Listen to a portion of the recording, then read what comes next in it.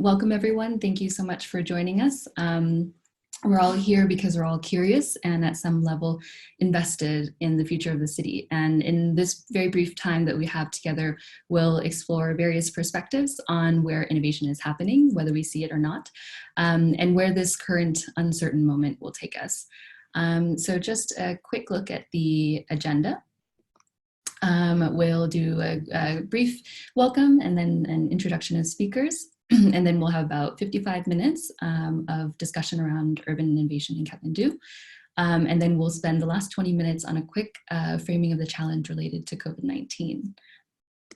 A few housekeeping things. So we have a Q&A box that's available for all participants to ask questions.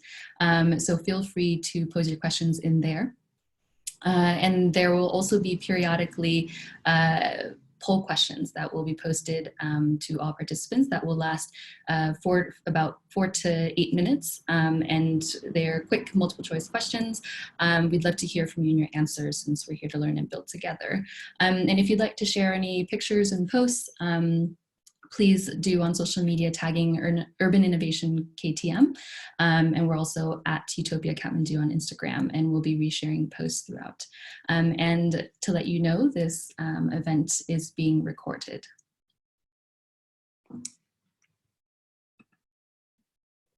Great. So a bit about Utopia. As we know, the urban center of the world is radically shifting.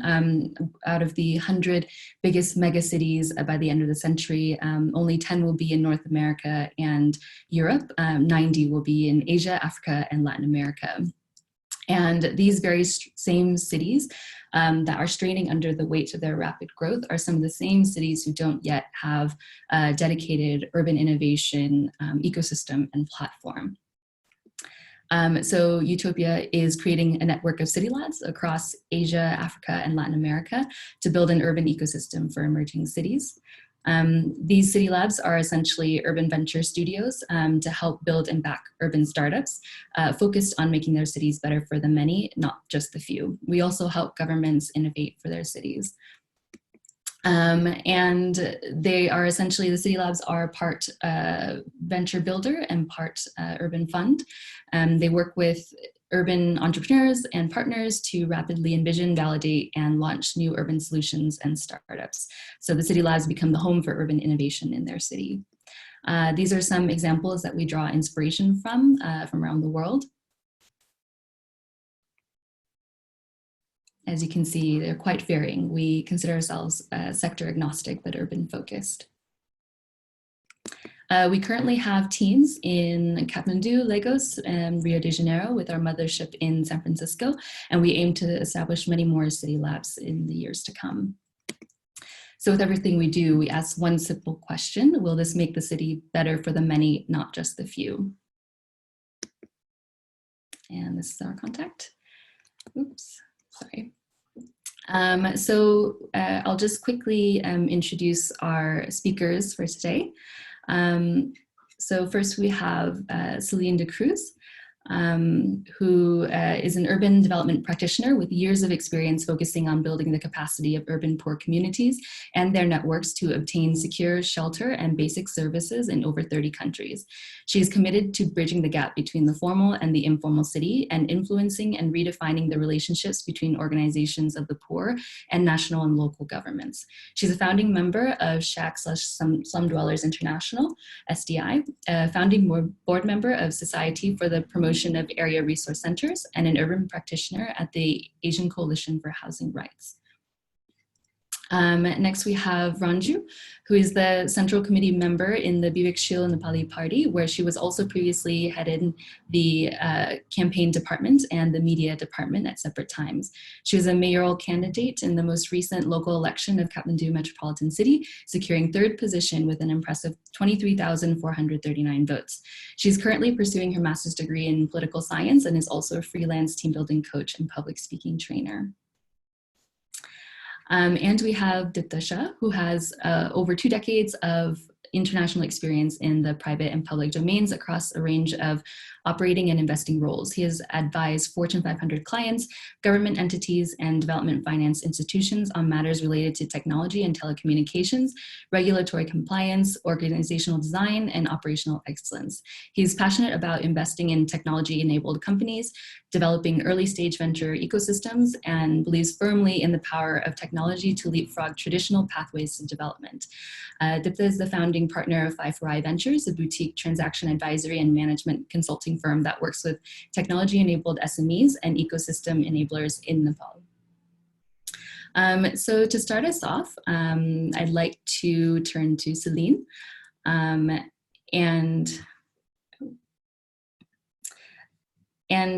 We just wanted to help see if you could help us contextualize the conversation. Why should we care about cities, and how is urban living changing, especially in informal settlements? Thank you so much, Dory, for including me in this conversation with Ranju and Dipta, and I look forward to it being a stimulating conversation for all of us.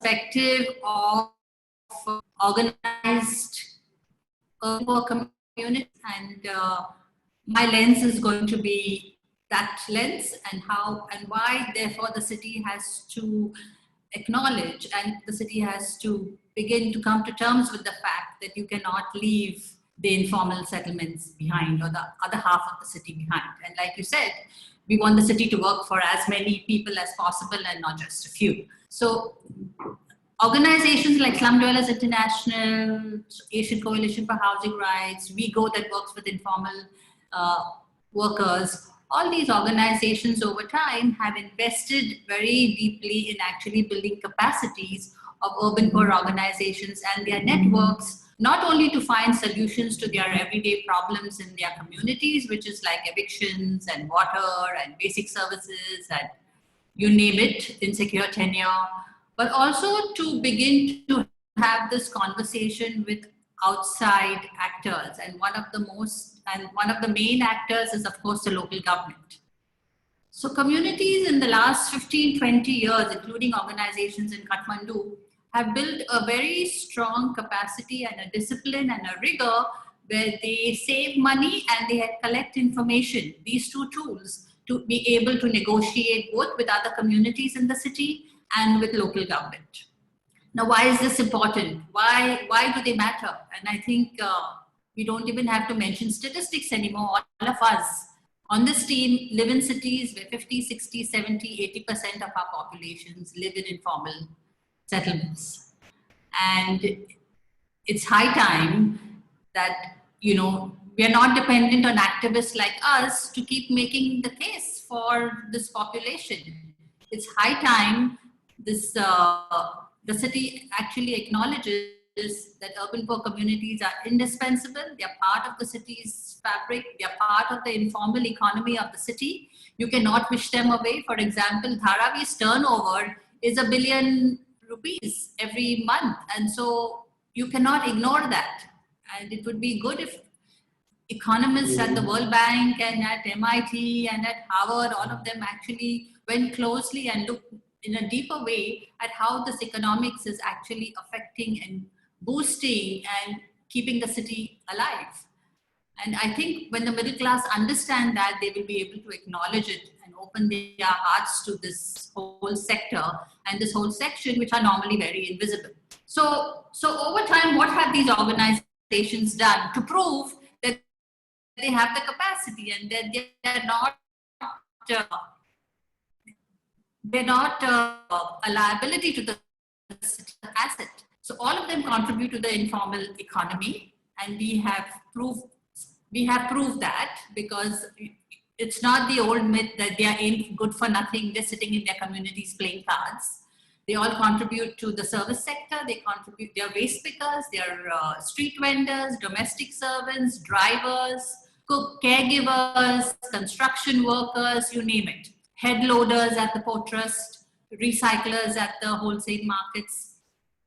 And all their occupations are not at all connected with any rights. The employer involve them and throw them out whenever they want. So this whole crisis just now is going to actually affect them the most. And it's not so much an issue of the middle class trying to be nice at this time and, you know, dole out stuff and do philanthropy, but there is more to this that meets the eye. And I think it's high time that city governments and policymakers and planners look this in the face and actually acknowledge that this is something that is an important fabric of the city. And henceforth, in the future, there's no way you can talk about sustainability and resilience and adaptability if you ignore this half of your population.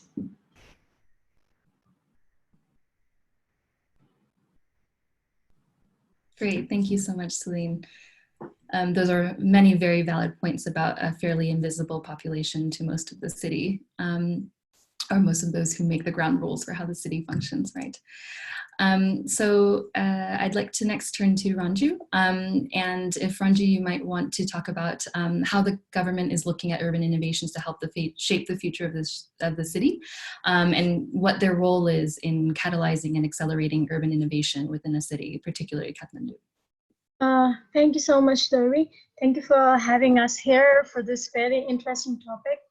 As of government, with every policies and strategies they have honored or they have published till now, I can say that they're really ambitious and hopeful of having our cities as a smart city in paper, but while on ground, I can say that that is actually really hard for us right now, because we are still struggling for basic urban utilities. For now, as of 2020, more than 6.2 million population is urban population in Nepal. And talking about Kathmandu alone, there are more than 1 million that's recorded. But the thing that we're lacking from the side of the government is the proper documentation and the data, open source data for people like us to actually recognize and understand about what is going on, how many people are in the flow of migration to Kathmandu and to cities like Kathmandu. We do not know about it. And another thing I should put it here is Kathmandu Valley as a whole is not a complete city, as we do have rural side even inside this Kathmandu Valley. Though in the name, though politically, administratively, we have municipalities, we have metropolitan cities here, but then we do not match the criteria to become the metropolitan cities. And government as of plans and policies, I was dwelling into it. That makes me quite happy because they've actually realized the problem. They are actually ambitious about the goals, but then there are miscoordination happening on the ground, as I have been mentioning this again and again. For the urban development itself, we have many agencies that is working with, like under the ministry level, we have at least 4 agencies. And then under the local level, we have other departments as well. And then they collide with each other while working. So summing up my thing, I would say the major thing that the government is lacking, besides having the proper plan or the big dreams, is the coordination on the real ground, and is the inability to utilize young minds like us, and is the inability to even enhance the smartness or enhance the entrepreneurs who wants to work on building the urban utilities, or as you have mentioned, urban innovations. Yeah, I think I'll put it this way. Great, thank you so much, Ranju. And then Dipta, if you could, who do you think we should be partnering with, and how might they partner with urban startups to help shape the future of the city?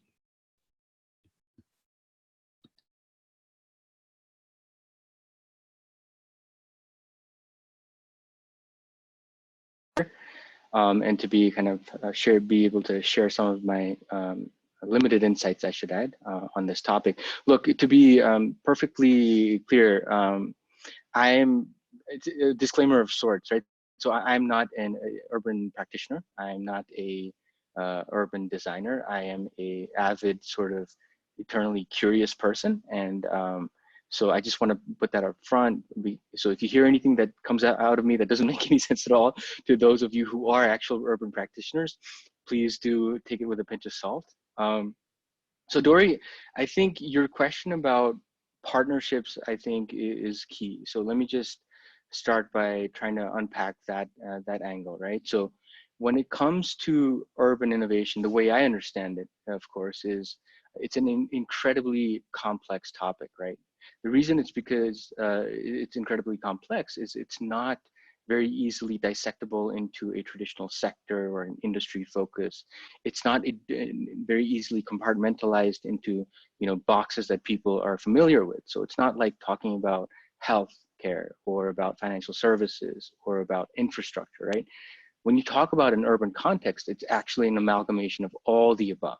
And so the complexity in those sorts of systems and environments become, you know, it's aggravated in a sense. And so solving for solutions, solving for problems in those sorts of contexts become ever more challenging, right? So just to kind of take a step back, when we've looked at innovation ecosystems in other parts of the world, right? So a very useful frame that we apply has three components, and this will dovetail into your question about partnerships as well, Dory, right? So typically when we look at the maturity of an ecosystem and try and figure out where the intervention should happen, it's a frame that consists of three pillars, right? So you look at the quantum of available funding and the type of funding that's available in that ecosystem. And that has very different sort of ramifications across the spectrum if you look at it that way. You look at the ability of that ecosystem to network, and not just within the ecosystem, but more importantly, beyond the ecosystem, because that's a very relevant sort of moniker to success in terms of growing the ecosystem. And then you look for evidence of the availability of knowledge, right? So not just knowledge like Dipta, you know, has been a management consultant, so let's see what he knows about urban design, not that kind of knowledge, but actual, you know, subject matter specific knowledge and the availability of that knowledge within that ecosystem, or the ability of that ecosystem to tap that knowledge. So those three, I think, are fundamental pillars.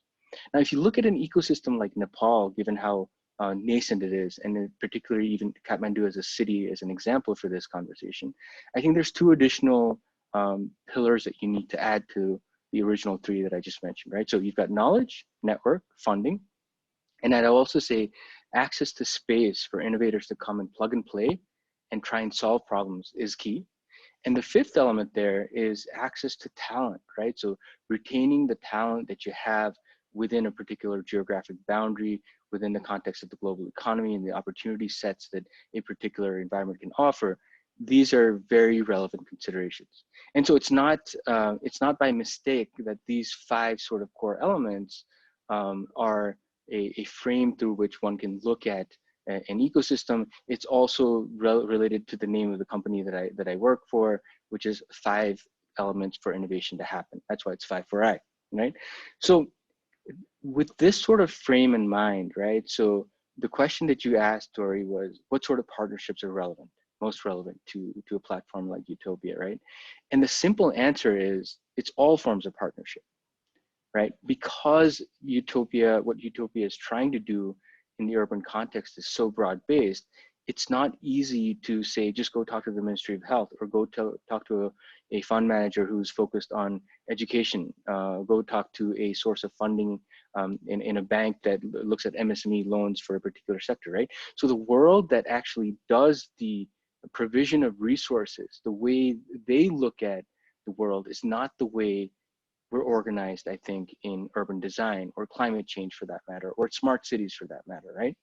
So focus and a valuable proposition that's articulate and can be kind of quantified easily for people who do understand and look at the world through these neatly compartmentalized boxes becomes enormously important, right?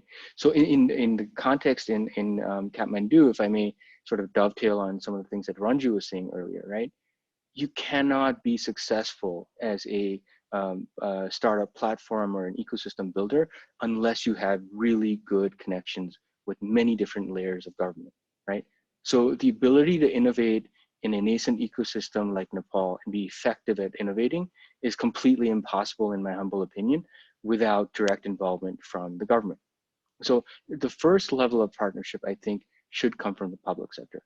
The second layer of partnership, based on what you're trying to do, Dory, I think it's relevant to kind of look at the sources of and the types of funding that are available, right? So if you take a view of the startup world, and let's say digital startups for that matter, and you try and commingle it with what you're trying to achieve in urban development, urban design, urban innovation, I would say, you know, you're going to be very hard pressed to find the sort of capital that you're going to need to grow your enterprise in the first instance. And the reason is simple, right? So when you look at commercial pockets of money, they're not looking at one small, relatively small dollar checks to write. Two, they're not looking at opportunities where they sink capital and then sit back and wait for the next 10, 15 years, right? And three, they're not looking for opportunities where you know, their commercial capital alone tries to solve a problem as vast and as, you know, complex as urban design. So you have to be a little bit more nuanced, right? So the value proposition that you have for the platform needs to speak to all forms of capital. You need to be able to effectively blend different forms of capital along the commercial to non-commercial context, spectrum, sorry, and make it work for your enterprise. So there, you know, your partnerships would be primarily, I think, DFIs, donor agencies, bilateral donor agencies, as well as multilaterals, government agencies, so on and so forth, right? From the networking standpoint, look, I think you're off to a really great start because you already have a sort of global footprint that you can leverage. And then from a space standpoint as well, you've taken a really big leap of faith, actually anchoring a space in Kathmandu, which will be amazing for entrepreneurs who are trying to solve problems in this domain. So I'll pause there. Over to you, Dory. Great, thank you so much, Sita. There are a bunch of points there that we definitely want to unpack, and we'll get back to our space in the middle of the city later. So I just wanted to kind of go back to the point around government support, right? And go back to Celine. In your work, you've mentioned that the capacity of slum dwellers and the general urban poor to dialogue and negotiate with the government can be very powerful, especially when armed with data and information. However, as they access these resources, where do you consistently see challenges that they face? Is there a role for kind of unlikely actors such as startups to play in this, or a gap that they can fill?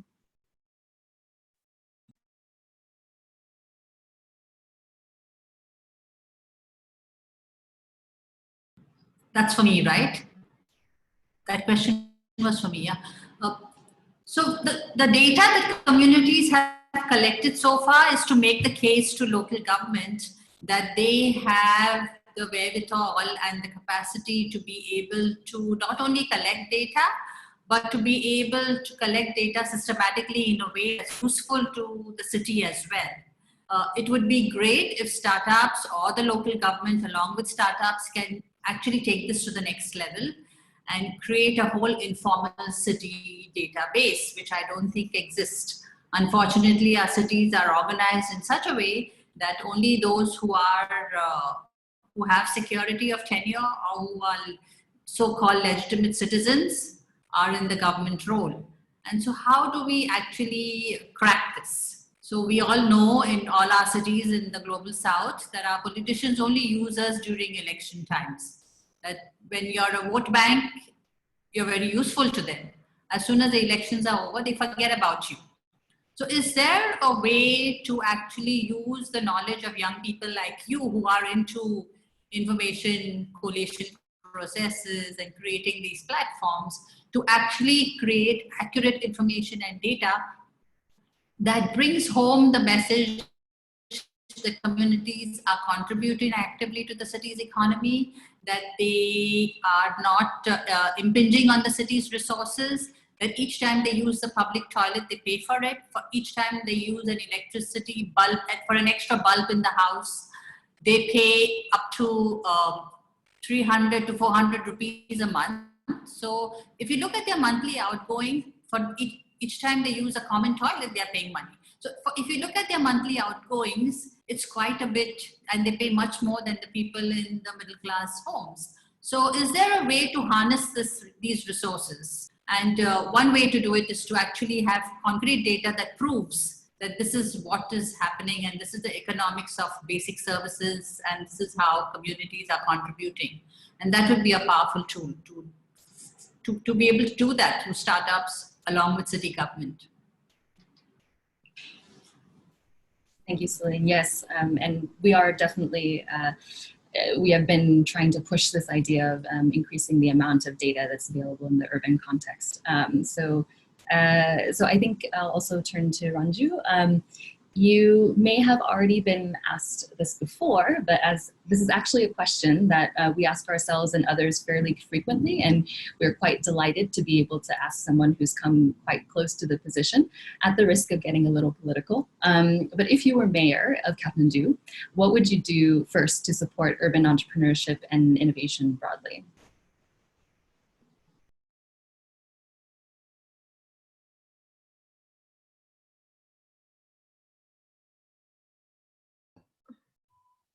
Thanks, Dori. Can you please repeat it again? Yeah, sure. I was just asking if you were mayor of Kathmandu, what would you do first to support urban entrepreneurship and innovation more broadly? Okay. I will again have to repeat my own manifesto.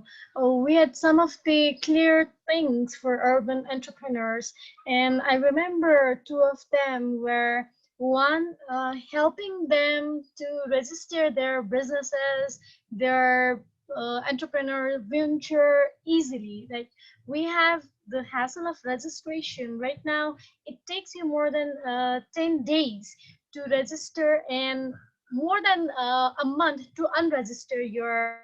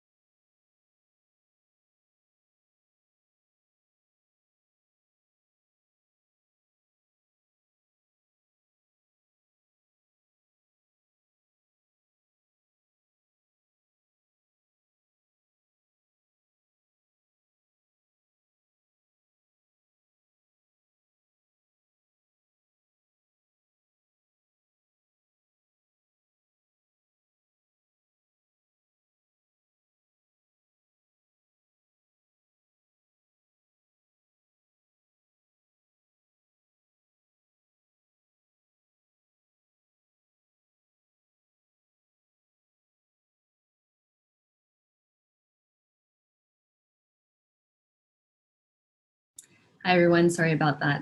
Seems like power went out.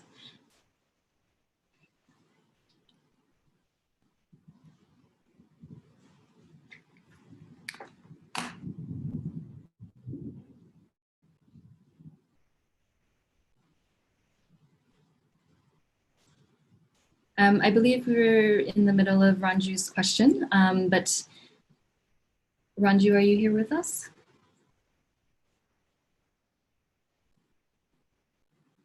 No? Okay.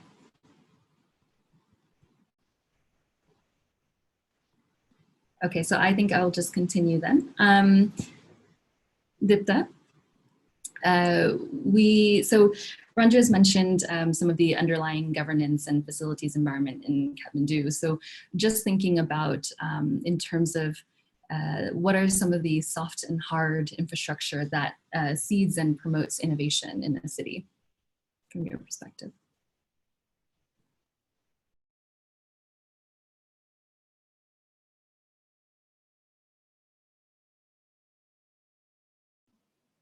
Sorry, Dory, I didn't catch the last segment of your question.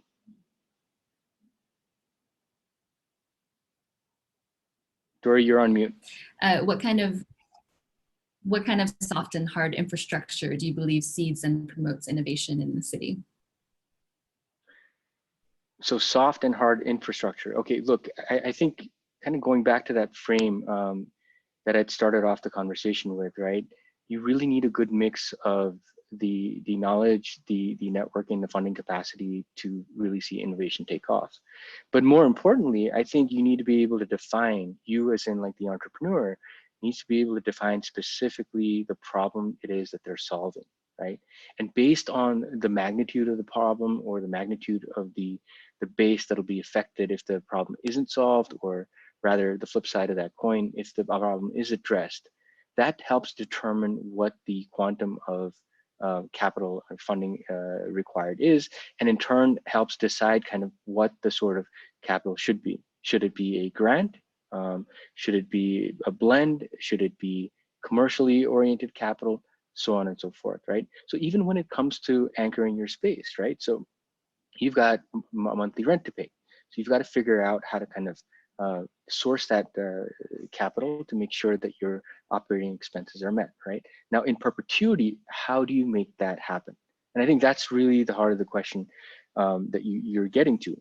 And to the answer to that question is it's not simple, right? So it's a little bit of a chicken and egg situation where success ought to beget more capital for you to grow your business. But unless that growth is apparent, it's very difficult to attract different forms of capital to grow the business. And so there has to be a sort of break point where you kind of figure out how to make that value proposition so strong, the problems that you're solving so dire that, you know, different forms of capital, different pockets of capital come seeking your services, so to speak. Not sure I answered your question. Yes, you did part of it. Thank you very much. Yeah, and I think that point comes very true around communicating to different maybe unlikely stakeholders, the value proposition and how specific you need to be in tailoring it to their language and the way that they understand things. Thank you.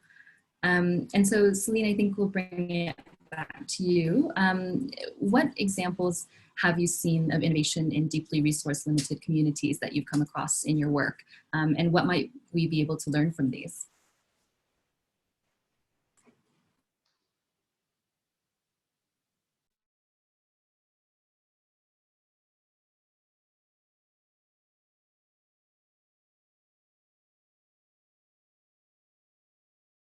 I think I just lost your question. Can you repeat it, Dory? You spoke about what solutions that communities find for evictions. Can you hear me?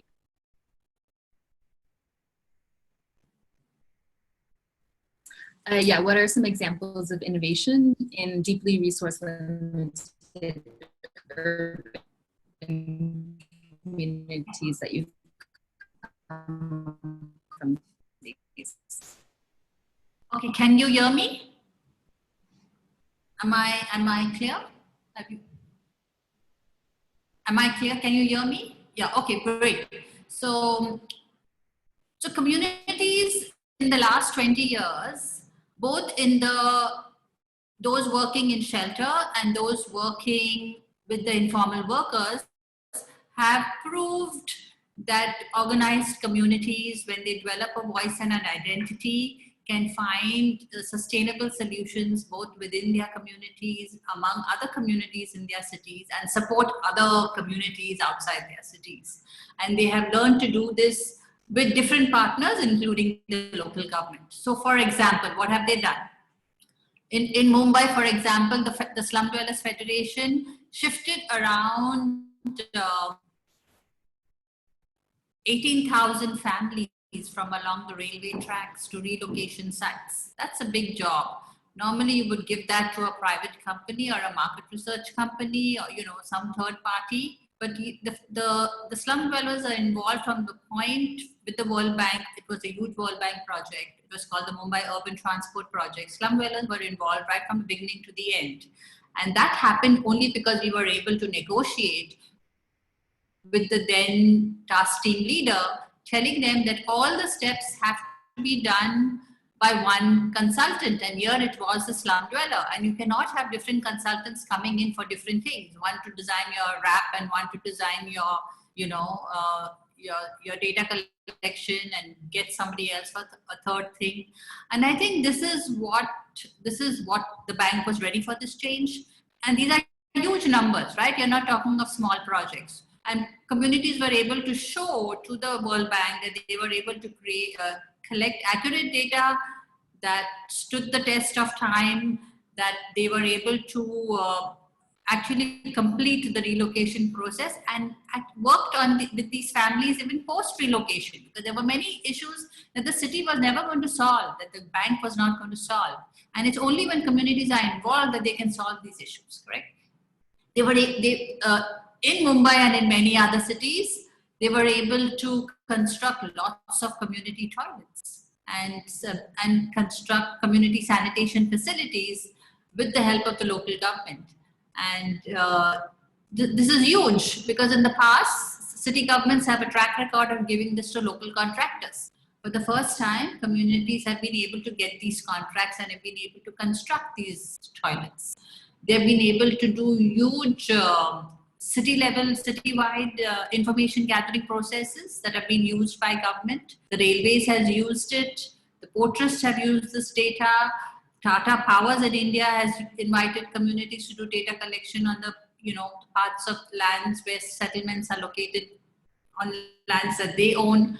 So communities have now proved they have collected lots of savings. They have created city level funds. They've been able to give huge housing loans. They've been able to give upgrading loans.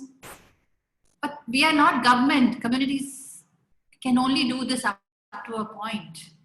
And organized communities have managed to do this, and they've been able to take conceptually the idea that this is possible and take it to the city and say, let's do this together so we can make this process grow.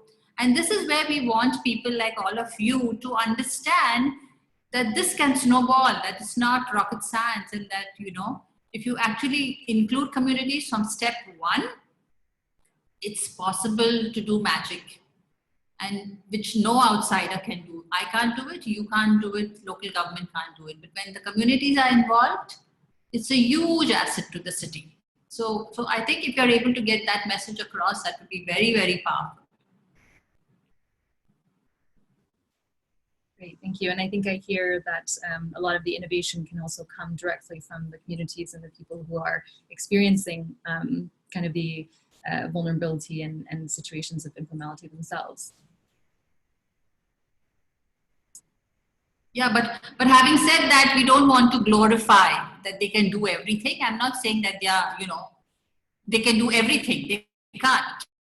And that's exactly why we need reasonable partnerships with the city and with the private sector and with agencies like yours who are thinking in terms of long-term planning and urbanization issues. Great, thank you, Celine. Ranju, I'm sorry if you weren't able to finish your last thought from last time. I wanted to give you a chance to do that, and then we can also move to the next question. Okay. Yes, I'm so sorry. It was the power cut off, but not the internet problem. I was going back to the manifesto we have had during the local election, and we were clear on making Kathmandu as entrepreneur city, and our dream was for 2030. That was a long dream. We had the goal to achieve all the things in 2030, and some of the steps that we had thought about is making the entrepreneurs registration and unregistration process hassle-free, having them connect with the mentors with more than uh, a million strong group. Something is popping on my screen. Okay, with more than a million mentors, and then venture funds, angel investors, impact funds, and global community with ideas and guts. We had all this, and I think some of the important things that I still believe in is the localized but decentralized ecosystem of our entrepreneurs venture that we still need here. And then the incubation, business incubation centers are really important, as my government has also recognized. But then we as a party had always believed that entrepreneurship is really important, and we ourselves conduct entrepreneurs day every Thursday. We used to do this, and we also used to bridge the main government, or bridge the entrepreneurs problem with the mentors. As activists, we used to do it.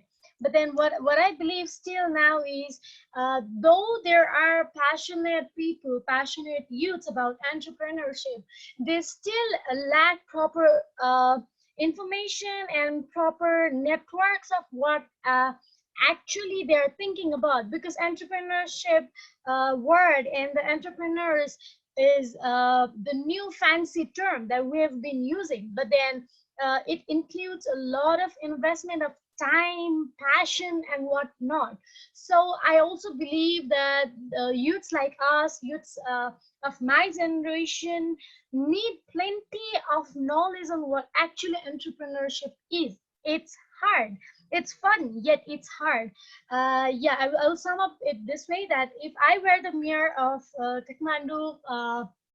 Kathmandu city, some of the early works would be establishing business incubation centers, seed fundings for them, investors for them, and also safeguarding the investors' investment versus entrepreneurs' passion and dedication. It would be the first starts we would do for entrepreneur city Kathmandu.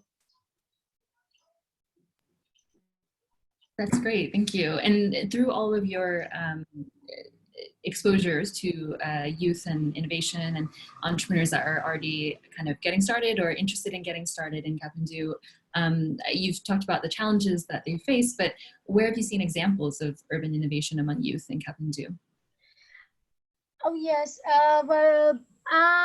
one of the major innovation that I have recently known about is the youth of Kathmandu are actually working on technological basis. That is, they are pinpointing some of the urban utilities on the application so that it becomes easy for anyone in Kathmandu to know what we have and what we don't have.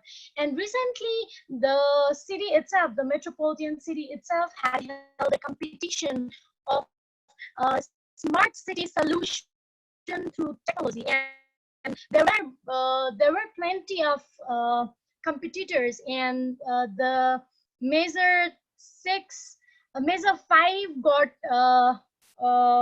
winning trophies.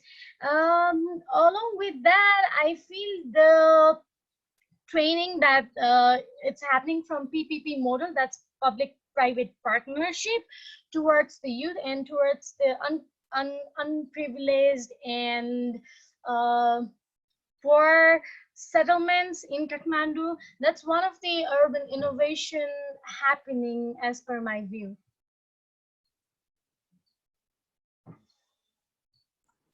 Great, thank you so much. Yeah, we did hear about the Smart Urban Technology Challenge, and some of us were also involved in it. And I think that's a great start for the city, and being very aware about the role that entrepreneurs and innovators can play in addressing the city's problems. So Dipta, I want to turn to you. one of the taglines of 549 Ventures, the transaction advisory and management consulting firm that you founded, is digital economy advocates. So how do you see the role of digitization in supporting cities such as Kathmandu in their future growth?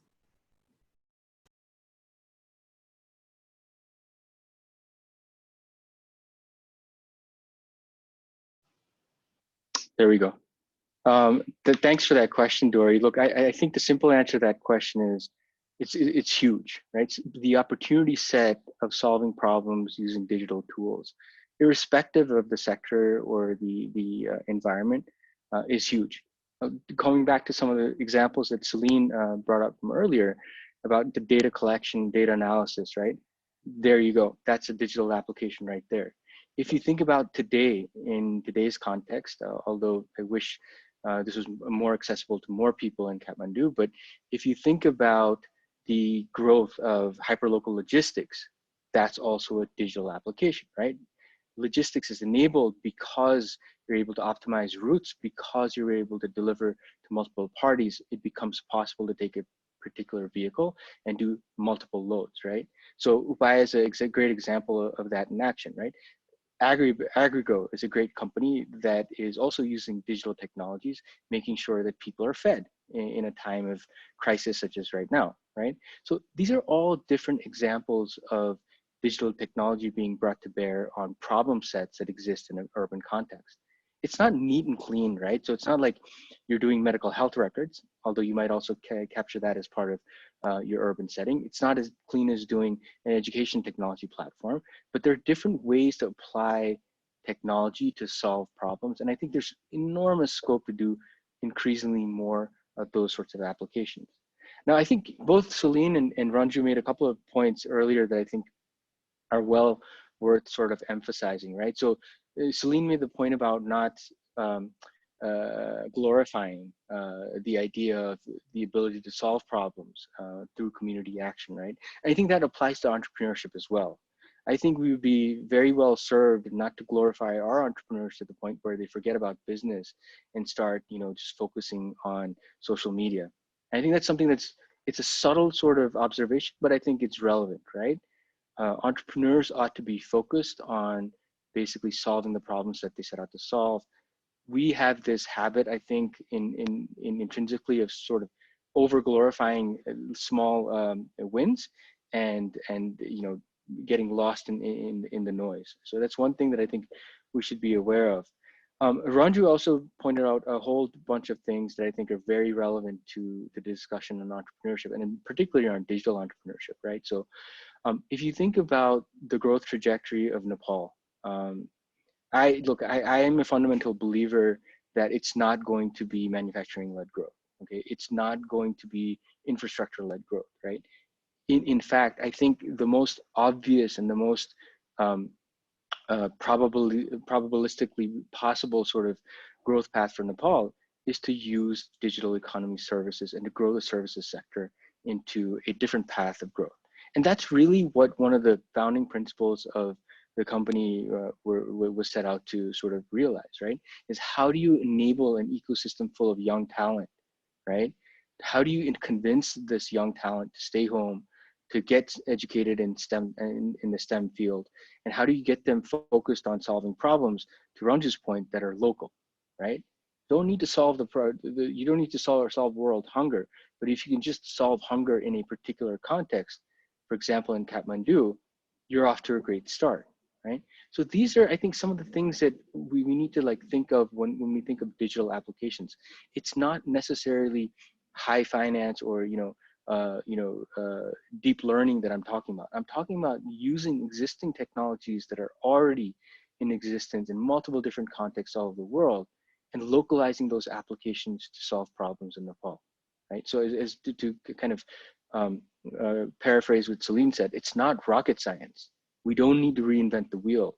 We just need to look at what's happening in other ecosystems in other parts of the world, learn from those ecosystems, and in-source the sort of ideas and innovations that make sense for Nepal. And again, in this context, to Ranju's point, and also to the great work that you guys are doing with Utopia, Dory, you need the space, you need the access to the networks, you need the access to the right sort of funding, and you need the access to the talent. You need all of these elements to come together in very optimal quantities to enable entrepreneurship to explode, right? And that's what I am really looking forward to over the next 5 to 10 years, because if you look at the trajectory of the remittance economy, if you think about what's going to happen or what could potentially happen 5, 10, 15 years from now, we have a huge, huge problem on our hands that we really haven't been paying much attention to. We're going to have a huge labor force that we need to tend to, that's old and growing.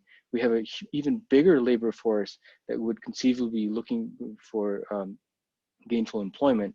And digital, in my opinion, is the most apparent sort of solution to help solve both of these emerging problems. Yeah, thank you, Dipta. And I think it's also worth it to point out that we're not the only ones in the ecosystem, and we're very much urban focused, but there are many other support actors out there who are doing great at building that ecosystem, but also platform for connecting all the different actors that need to be connected in order to create an impact in our society. So Celine, I'd like to give just a quick opportunity to answer one of the questions from the audience from Tej Karki around how did the relocation impact slum dwellers' proximity to job and social ties? So a big point in relocation is the relocation site itself and the distance from their present place of where they live. And in all the negotiations, because the communities were involved, they were able to find relocation sites within 1 kilometer of where they lived. So though it created a lot of inconvenience for us, changing schools and jobs and all of that, that was huge that they were able to be within 1 kilometer. The second thing for a place like Bombay, because we have two main corridors, the eastern corridor and the western corridor. The slum dwellers on the eastern corridor didn't want to move to the west, and the people on the west didn't want to move to the east, because it's easier to go 35 minutes on the train on the same railway line than try to cross between the cities, which is a pain. So I think this kind of very sensible and realistic and pragmatic solutions can only be found when you're talking to communities. Others, you cannot take somebody from one end of the city and put them somewhere else, and it doesn't work. And then you're surprised why people sell their houses. Of course, sell their houses. If you give me a gift that is useless, I am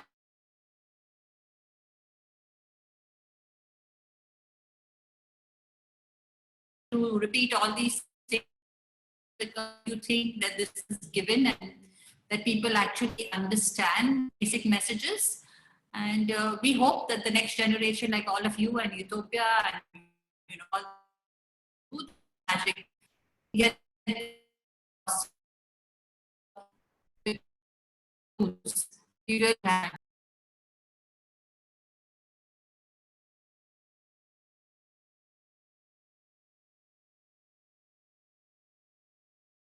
was did you lose me completely? We lost the last about 10 seconds of what you said, Celine, if you wouldn't mind repeating.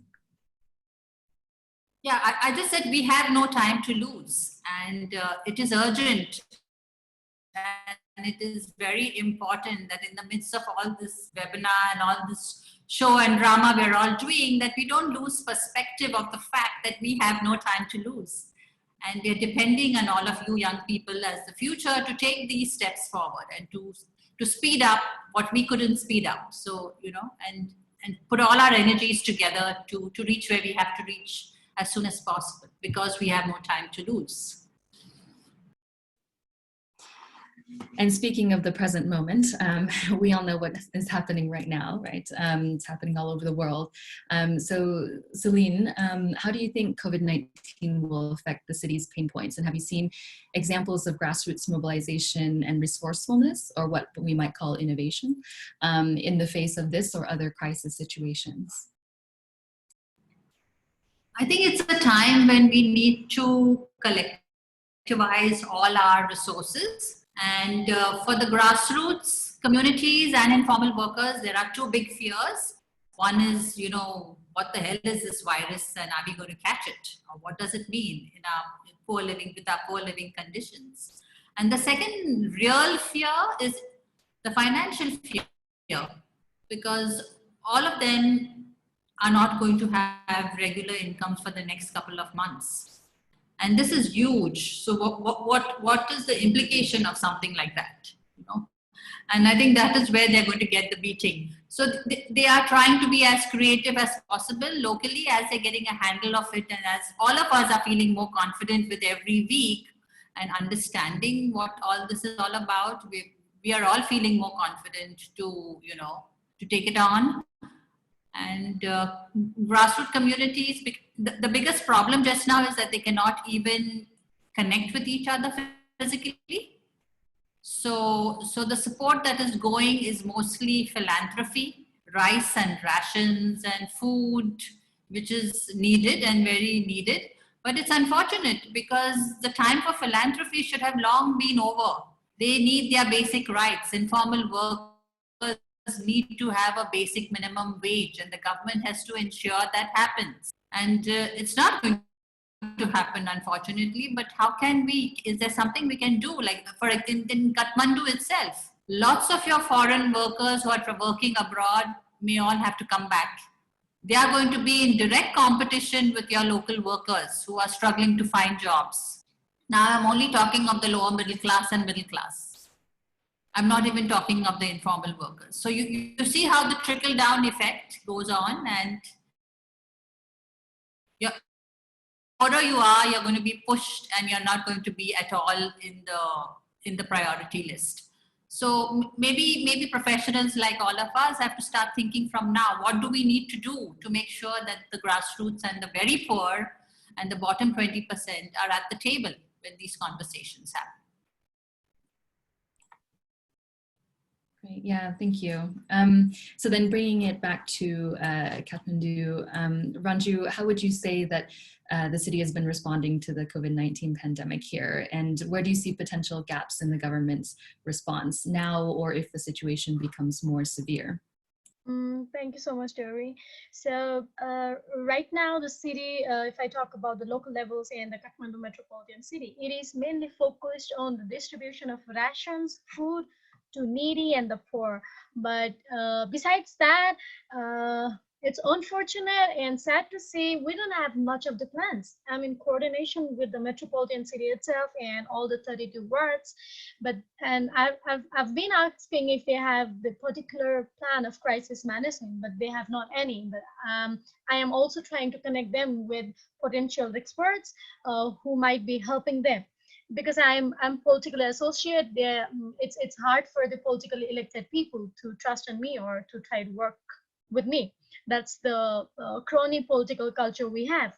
But then whatever the federal government is giving, whatever particular policy federal government is giving, the local government have to be under it. It's not a compulsion, because local government itself can have its own policy, because all of the local bodies nature differ from each other. We have like more than 753 local bodies. Talking about Kathmandu, it's doing its best for the rations distribution, for the distribution of food, but more than that, it's really hard to say which ward is working on what. I can clearly say that Ward 3 has been more active on identifying the places, probable places for quarantine, hospitals, ambulances, and everything. And the metropolitan city itself had its hotline number issued, number for free ambulance service, but then it's limited to that. And this is it. And as Celine said, I agree on the post-COVID problems that are soon to arrive here. That is going to be more catastrophic, because we're dependent on almost everything with other countries, from the basic foods we eat to everything. But then we still have opportunity to utilize the lands that has been empty since long time, as we have potential to become agricultural country. if the migrant workers return back, and if everyone return back, maybe the government can utilize all of us in the agricultural sector, because the potential tourism sector is also going to be in a pause mode for a longer time. We don't know the tourist behaviors or consumers behaviors, what will be it after post-COVID. So I believe if the government comes up with a proper plan for agriculture or the agricultural sector, we can pretty much handle the situation. But then caution on what I've just said is we depend on almost everything from seeds to the fertilizers with another country. So it's difficult, but yet I see some opportunities. And coming back to the response of the city, it's morely limited to the distribution of rations, distribution of foods, though it is happening. Wards are overwhelmed. Some of the wards have highly populated some of the wards are highly populated with slums, with poor and daily wage income people, while other wards have good condition because they do not need to supply rations. Yeah, this is it. Not more of the crisis focus, but the ration focus. Yeah, so there's not much coordination between the wards themselves then, is what you're saying, as some may need more than others. I think there is a level of coordination between wards and metropolitan city itself, but the metropolitan city does not have its own specific crisis-related strategy for this COVID thing right now we're having. And I believe they are coordinating properly with the federal government, but then our local strategy is not in the table right now. Great, thank you. And Dipta, I'd also want to give you a chance to respond to how well you think Kathmandu is responding to the pandemic, but also what role do you see entrepreneurs playing in the city's response during as well as following the post-COVID city, as we would say, and how do you think that COVID-19 will affect the way entrepreneurs innovate and try to respond to these and other challenges?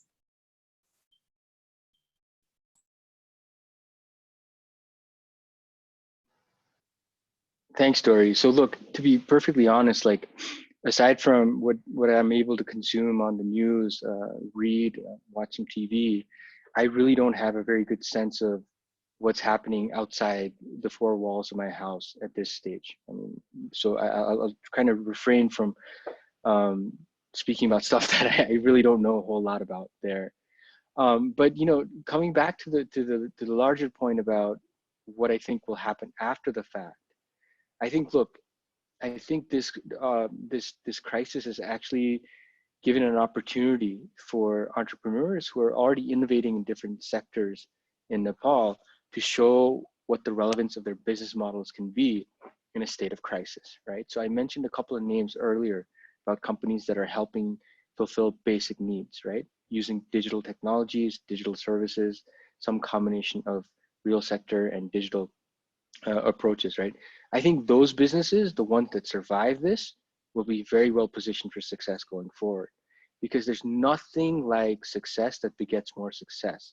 So whether it's a growth issue that they have, a funding issue that they have, I feel pockets of funding tomorrow are going to look very favorably on the companies that were able to reposition, survive, grow, and meet needs in a time of crisis. So I see a very hopeful sort of silver lining for startups post COVID-19, right? What does it mean for, you know, the future in terms of the labor force issues that Ranju mentioned? Look, I share those concerns, and I've shared those concerns for the last 10, 15 years. We've been so busy at figuring out how to earn foreign income and send our young abroad. We really haven't paid much attention at all to what sort of social security net we can have when these folks come back. Or, you know, we hadn't even considered the Black Swan event that we're going through right now and the ramifications thereof on the economy as a whole, right? I don't think it's as easy as bringing people back home and then just retooling them to do something different, right? There will be expectations that won't be met. There will be frustrations. There will be competition, as Celine mentioned earlier, for the same jobs. So I think that task is gargantuan. And again, I hope that there's some way we can leverage digital technologies to help facilitate the transition. Okay? I don't know exactly what those solution sets might be at this stage, but I'm hopeful entrepreneurs who are best positioned to help kind of solve these problems will get to work and come up with solutions that we can use. And see, the thing that gives me hope in this segment, again, is that we're not alone in this, right? So as long as we have good connections with other networks that are in other ecosystems and other entrepreneurs, we can learn from what's happening in other segments of the world and localize those solutions to Nepal, right? So Nepal is not the only country on earth that sends its labor force abroad for foreign income, right? For foreign employment, rather, right? There are other countries that we can learn from. There's Bangladesh, there's India, there's so many other countries and contexts where we can try and figure out what's happening. And in these contexts where platforms like Next, like Utopia, like Entrepreneurship have a really key role to play, right? We can learn from others by learning from what you guys enable in this ecosystem and in-source that knowledge and replicate it here, grow it fast, grow it quickly, and help position for dealing with the post-COVID crisis. I'm a firm believer, if not a fanatic, if you will, in the ability of digital solutions to help build a better future for this country and for the cities and the dwellers and the population here. So I'll stop there. That's great. I like that optimism, especially in a time like this. So I think we'll continue with the theme of COVID-19 as we move into our challenge framing round for the last 20 minutes or so. So with that, I will hand it over to Kavya. Hello, everybody. Before I begin, could I please have a thumbs up from one of you that you guys can hear me? Awesome, thank you. Great, so with this, we begin our collective challenge framing session, which is essentially a segment in this event where we hope to hear from you attendees as well as from the panelists moving along with the theme of COVID-19 and how it's affecting Kathmandu.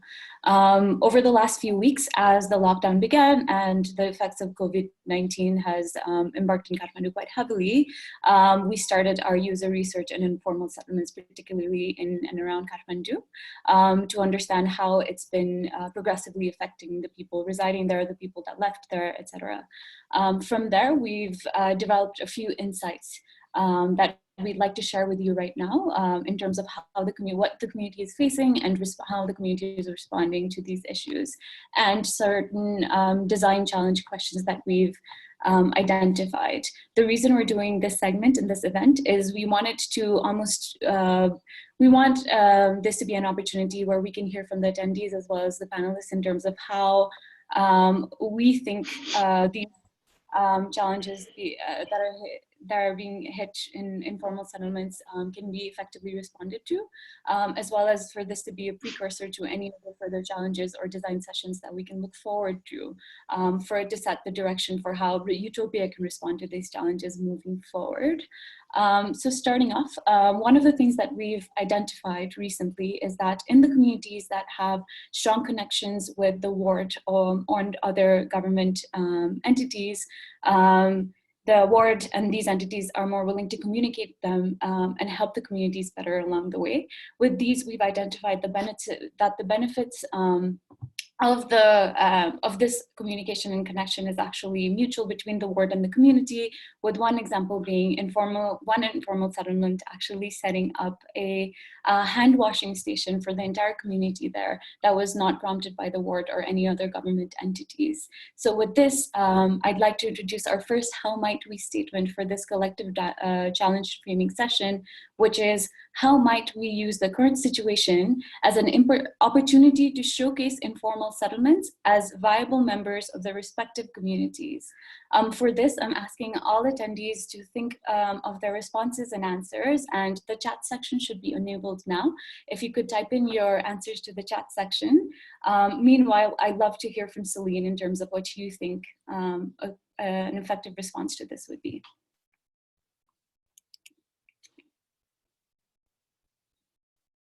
Like I said before, I think I don't know about, I'm not an economist, and I don't know what the financial capacity of our governments are, especially if you're talking of governments like India, Bangladesh, and Nepal.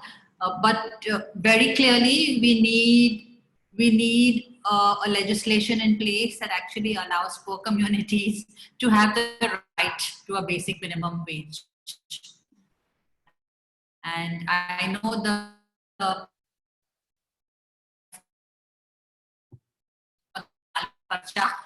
and, I think we need to articulate this. So articulating it will mean doing some homework, and that is where groups like to help.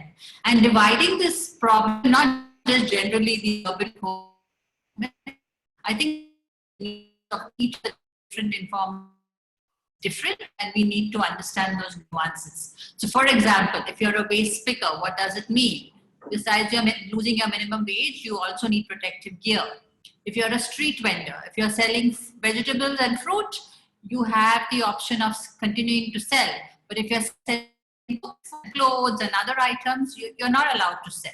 So there are real implications for each of these different categories. So even we can't just say recyclers or just waste pickers. We need to understand what each of these things mean. Similarly, for domestic servants, do they have a right to a basic 3 months wage or a 4 months wage? Can this be legislated? Can the government do this? I don't know. So I think we're all walking into new areas and new spaces, and very clearly we need allies for the informal workers, and we need a language to be able to get this across to our governments, and we need politicians like Ranju and all to help us to be able to do that, to bridge that gap.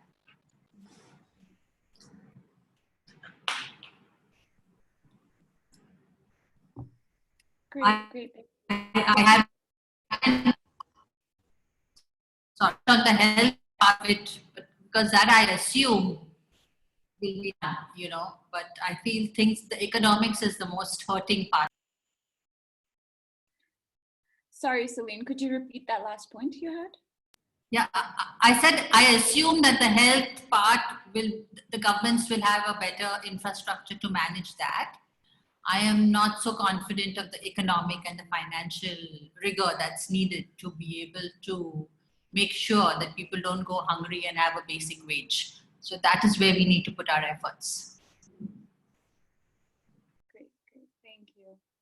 Awesome. Also to remind our attendees that if you have some insights on this that you'd like to share, certain comments you'd like to make or responses to these questions, please use the chat box to reply to these questions, and we'll address those as well. I'll move on to our second theme, and the second how might we question. And certain insights that we found among the communities these days that have led us to develop these questions is that there's been a young women's group in different communities that have been actively creating content in Facebook and other social media channels to keep their younger children engaged in creative activities and educational activities. We've also seen that youth have been actively volunteering in facilitating relief distribution programs from the government as well as other entities, which includes demographic data collection, ensuring smooth distribution of relief packages, etc. And also proactively seeking contacts and facilities in case of emergency. So the next question goes out to Ranju as well, which is how might the energy of youth in informal settlements be channeled to help meet existing urgent needs?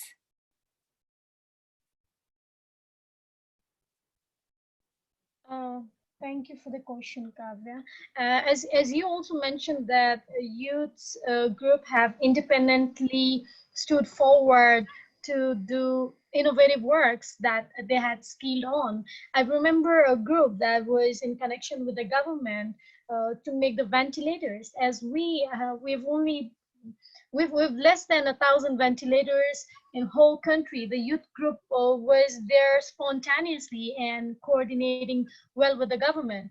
And not only that, the youth group, without the green signal of the government, they had started documentation and the coordination, even of the most important goods that we needed right now, that were the PPE kits, that were the medical equipments. There were those entrepreneurs, there were those groups about whom the news are not published, but they're actually in coordination with the government. They're working.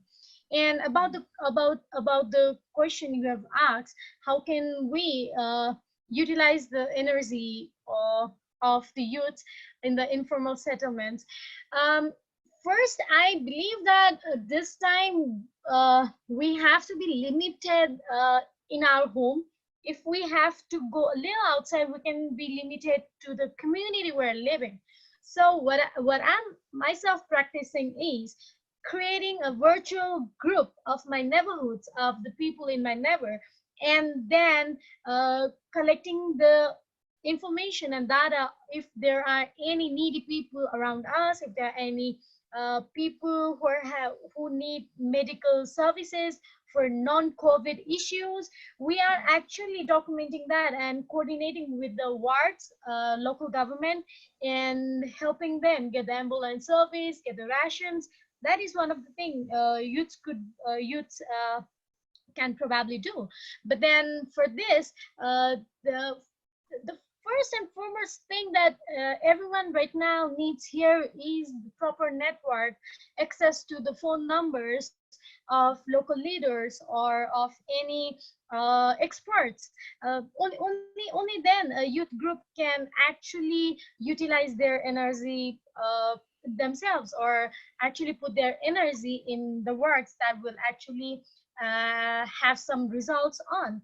So summarizing what I'm saying is the youth group should virtually make a group. I won't encourage anyone to act like a superhero or macho and get on the road to do many things because we are youth and we might probably have strong immune system. No, I've never encouraged that, and I'll not do that. I just encourage youths to be in the proper network, virtual network, get in connection with their wards, with their municipal mayors, and it is happening as well. And not only that, I'm myself coordinating individual youths to monitor properly if their government are being accountable to them, and if the money they are raising for the COVID crisis is going on the right hands. It's also a time where corrupt people have, there is a term we use. Anyway, the very fertile time for corrupt to have a black market and to have lots of money in their pockets. So I am actually collecting pool of youths to make their local level accountable, because I want to emphasize here as well, the federal government has allocated local government to do many of the things. The federal government is there, yes, is there, but the local government has been doing a lot of things. So yeah, that is it. Great, thank you so much, Ranju. Kriti Rajkarnikar also responded saying that I think we should create a mobilizer group or troops who could work and educate themselves about the situation in the first place. Of course, safeguarding the group and also collect the data about their problems and think ahead to solve them.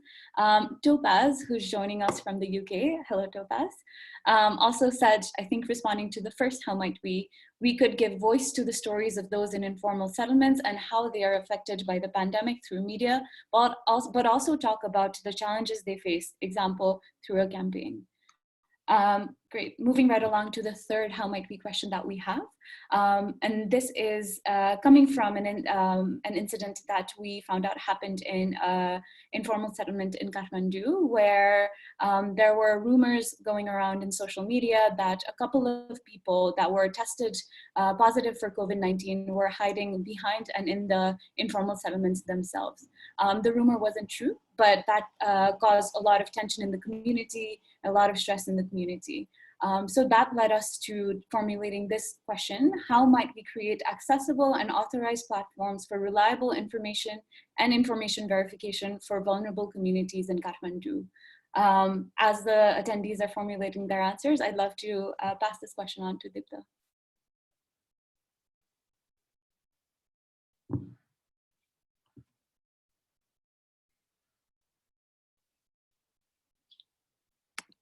I'm not, okay, I think I'm muted. Sorry, Kavi, could you repeat the last segment of your question? Sure. So it's how might we create accessible and authorized platforms for reliable information and information verification for vulnerable communities in Kathmandu? Okay, that's a tough question. And I don't think I have a ready-made answer to that. Instinctively, I would look at some of the responses that are already on the web chat. There's a little bit of an echo. But look, we would probably utilize some combination of social media platforms, exercise some control aspects on top of what gets published, so a moderation, if you will. And I think we have to be reasonable here and give up some of our freedoms and rights for expression and so forth for the good of the community. For a limited duration, not indefinitely, but some sort of moderation on the input that comes in, combined with a social media platform or platforms to get the word out. Now, I don't know, I don't know the impact, because I can't, for instance, right? So you can take a call on the selection of platform based on what we know most people use, right? So Viber over WhatsApp in Nepal, for instance, right? Facebook over most other platforms, right? But beyond that, I'm not really sure what sort of solutions we can bring to bear immediately on this.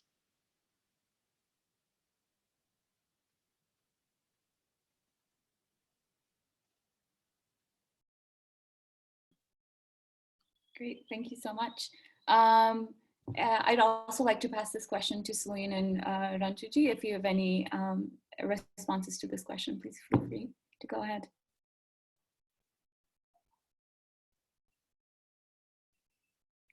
Ranju? Yes, I thought you were going to say something. No, but even I'm at a loss on this one, because I don't think we have answers to all these questions. And I feel, you know, as all of us are now beginning to become more reflective and think about these issues, something will come out of it. But one good practical solution would be to have like a city level platform where you have representatives of the different voices on that platform, including the urban poor, including the informed workers and the very poor. That would be so cool.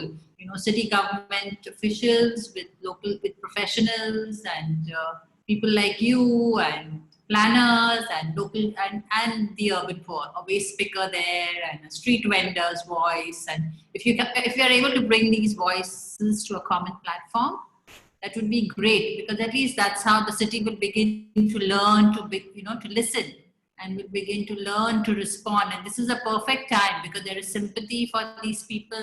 Everybody is going to reach out, unlike normal times when there's an eviction and they don't want to see their faces. So I feel this is a good time for us to create more allies for the informal city, to create more friends for them. And we should institutionalize that if possible, like having a city level platform that's legitimized by the local government. Great, thank you so much. And going back to Diptaji's earlier point, we can already leverage the technology that we already have, even if it's Facebook or Viber or WhatsApp. Ranjuji, did you have a response to this as well? Hi Kavyaji, I was also writing it, but seems like I sent the send my view to only panelists. So others, Jay, if you can help me to send that same answer to all the attendees here. Right now, the thing that I believe in following the science and scientists till now, I would emphasize for virtual local groups connected and coordinating with each other. It's acting locally, coordinating nationally, I believe, at this point. Because also because as our social institution, as the family, as institution, the ties are very strong. The single youth, he or she lives with the family members, even if it's nuclear or a large family, we live with our family. So going on the ground would probably have us put us in risk of being the carrier and then the transmission to the family and the community. But having said that, we actually in Kathmandu, we've not seen a lot of cases, though there are theories, there are school of thoughts that because there have been less tests, we don't have seen the cases, and the others say we're more resilient, the virus won't attack us, and many more. But right now, I still believe that all the youths can connect themselves through their small community. We call it here toll. All of the community, small community, have their own committee. Either it's informal, unregistered, or the formal registered one. But the irony is, in every of the community right now, we have, at least I know of Kathmandu, the community comprises of people of older generation, and youths like me cannot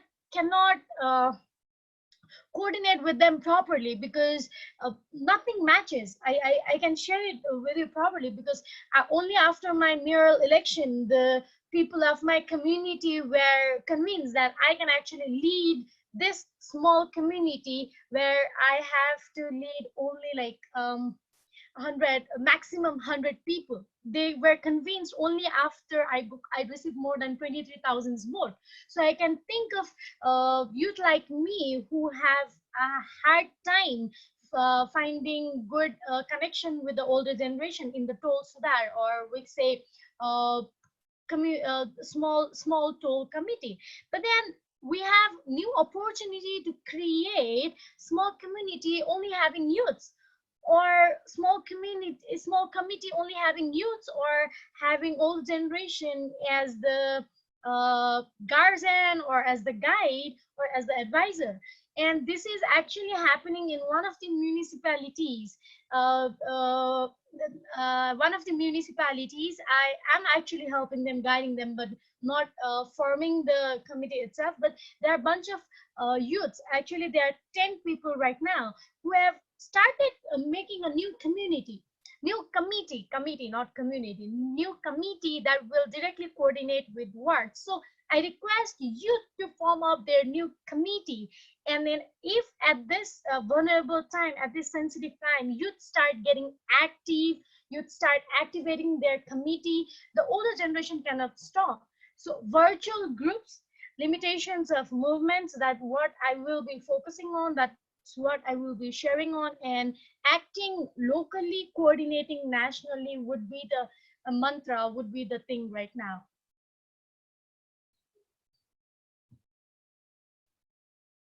Great, thank you so much.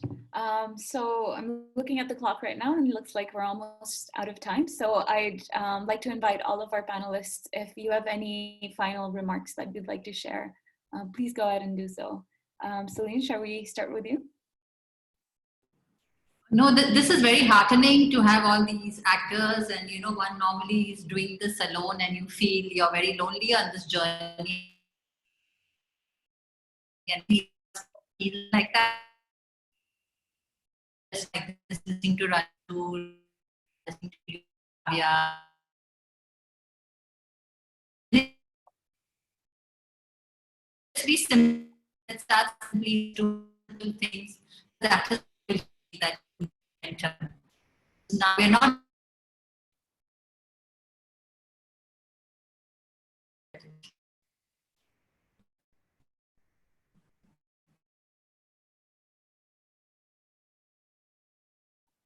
Celine? Can you hear us?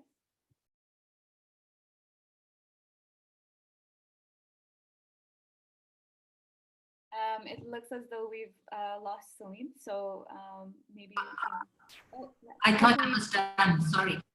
Yeah, you didn't hear me at all, what I said? We missed most of it, I'm sorry. Oh, I'm sorry. Yeah.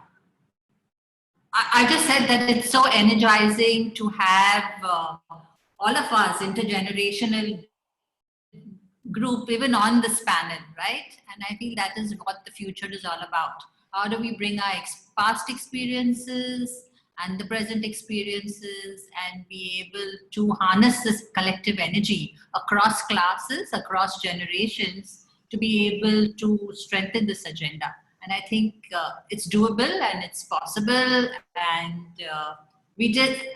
the last thing I said was that we're not in it for the sprint. It's not just a short-term thing. Now we know we have to prepare for a marathon, because this virus is just one of the many things that's falling on our head just now. There are going to be many more things in the future. So we better build our resilience and build the resilience of our communities and the youth and the women and the children and the elders, and include everybody in this process. Great, thank you so much. Ranjuji, do you have any final remarks you'd like to share?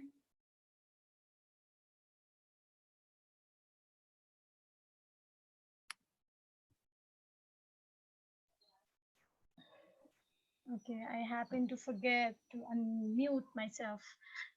So my final remarks would be that having optimism for this city, mainly for Kathmandu metropolitan city.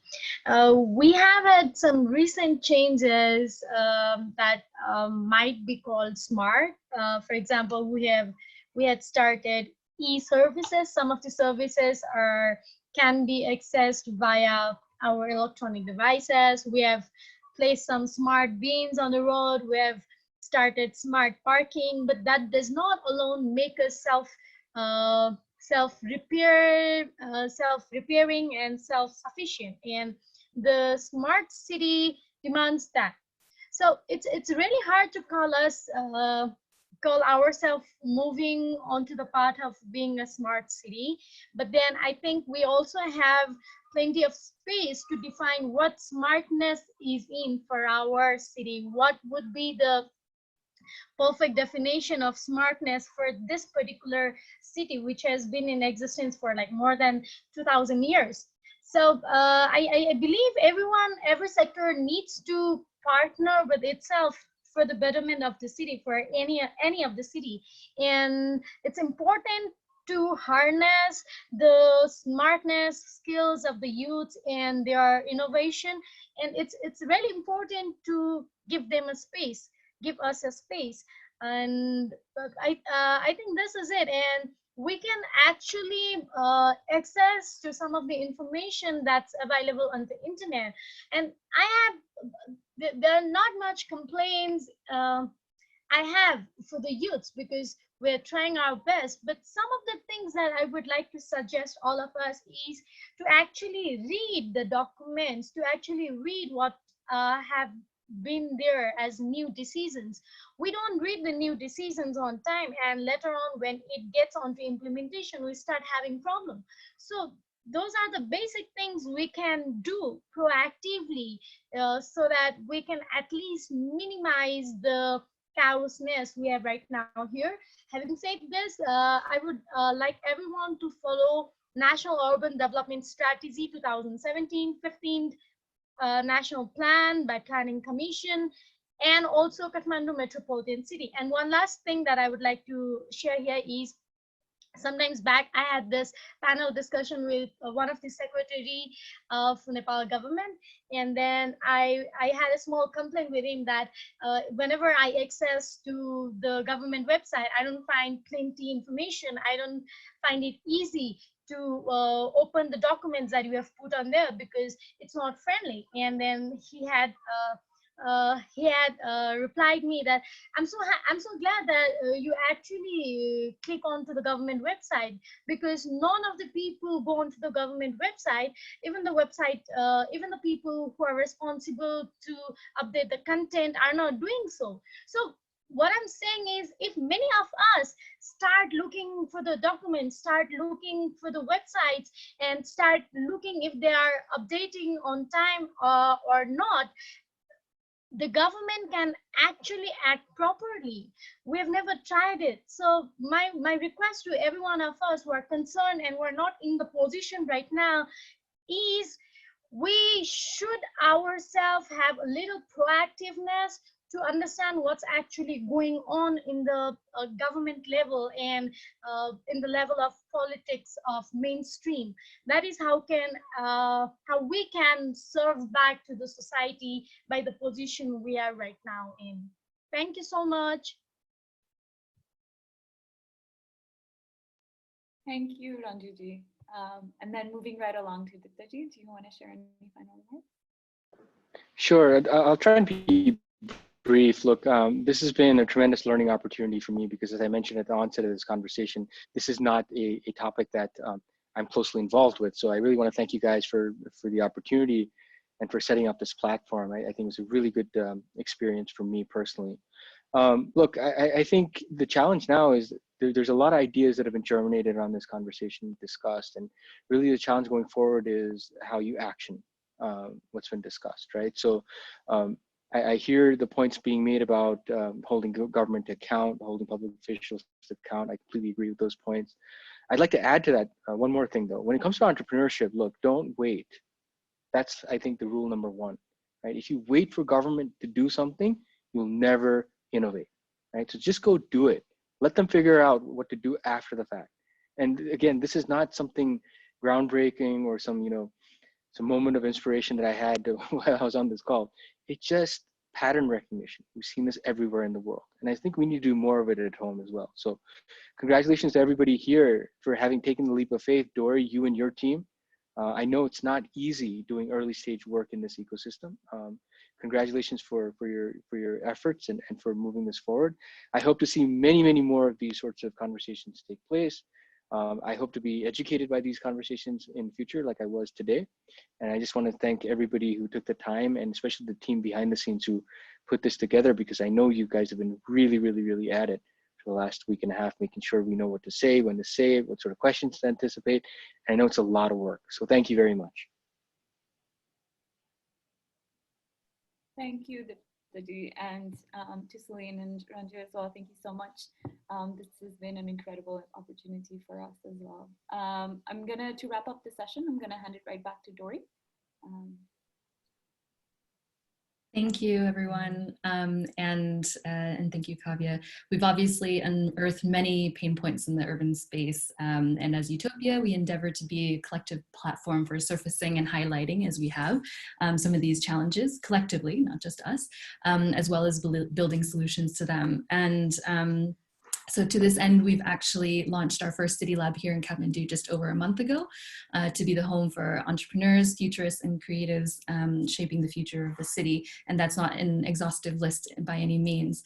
As you can see, the variety and the different experiences of our panelists that they've brought to the table today have been really enlightening and couldn't be kind of more in line with each other, despite the different perspectives they come from. So our intention is to ensure that despite all these different actors traditionally working in silos or quite not simultaneously together, we would like to actually bring everyone together as we did today, but even continue to do so into the future. And even as the lockdown continues, we're continuing to co-build and support the ecosystem, even remotely in Kathmandu. And so we'll be continuing to hold events and continuing to surface these urgent urban issues and opportunities for innovation.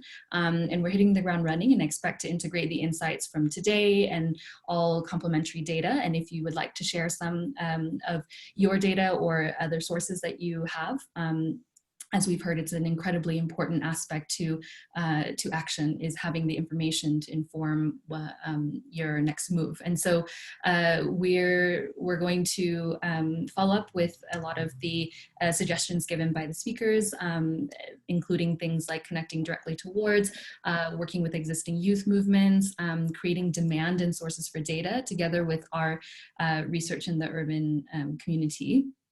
And yeah, and we hope to, as a community, achieve impact, because really that's how we can do it all together. So if you're interested in exploring these challenges with us as an innovator, researcher, funder, partner, concerned citizen, please reach out. At the moment, really looking towards how the post-COVID city will look and feel after the height of this is over. So please add us on Facebook, Instagram, and stay in touch. And thank you again, everyone, for being here.